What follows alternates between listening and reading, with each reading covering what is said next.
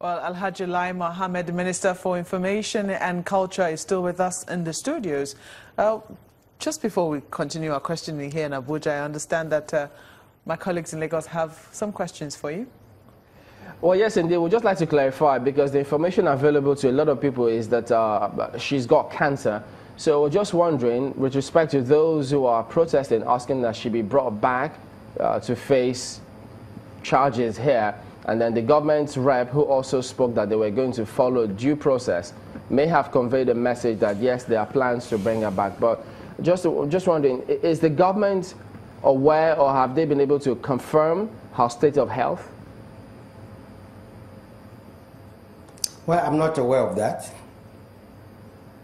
Okay, let me also go to this matter, because I think on the 5th of July this year, there was a Federal High Court ruling in Lagos where the court ordered that the government should immediately release to Nigerians information on the names of high-ranking public officials from whom public funds have been recovered, and the circumstances under which the funds were recovered, and the exact amount of funds recovered from each official. The AGF at the time did speak, saying government was going to comply. Just in case we missed it, has that list been published? No, it's not been published yet. Why? Well, I think there will be other considerations the government will look to, would have to examine before making such a, list public. Do we expect it to be made public at all? It depends on the outcome of the considerations. Are the considerations going to outweigh the ruling that says they should immediately release it? Well, that depends on whether such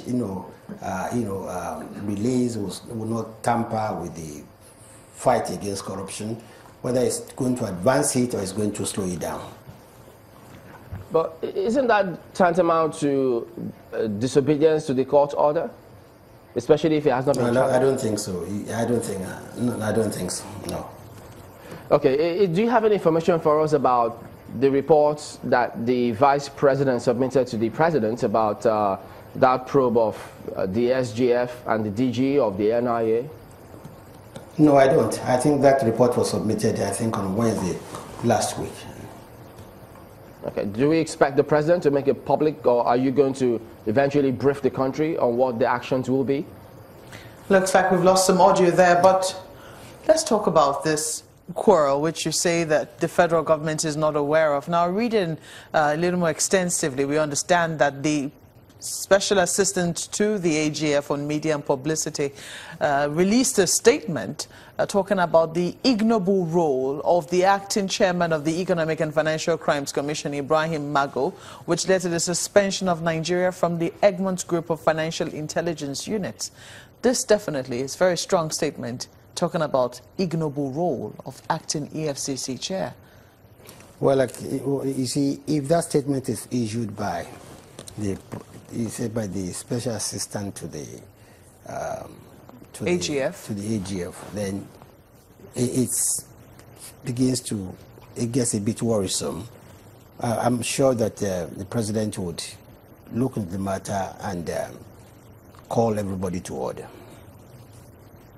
Is all not well within the president's inner circle, or those who are supposed to be fighting or leading the fight against corruption?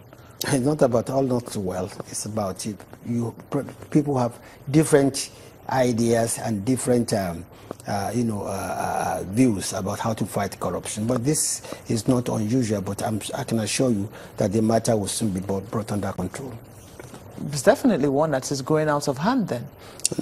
I think we are just trying to make a munch out of a molehill.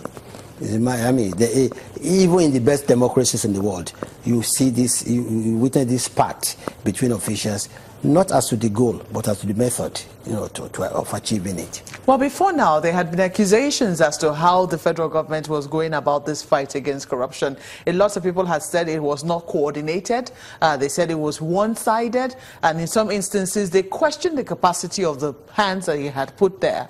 This came to the fore most glaringly when, the acting EFCC chair had to face the Senate Senate for his confirmation. It ended up that, you know, the Senate refused to confirm him on the report of the DSS, which was said to have indicted him. Then the presidency put up a very strong fight, and now we're beginning to see, I mean, I think the AGF was asked to issue a query and, you know, get explanation in terms of what had happened with the DSS report. Eventually, we now begin to see that the AGF and the acting EFCC chair are not on the same page in terms of how this war against corruption must be prosecuted. You say that, you know, it's just making a mountain out of a molehill? Absolutely. It's not unusual for two agencies of the same government to have, you know, different, you know, views as to how to achieve the goal.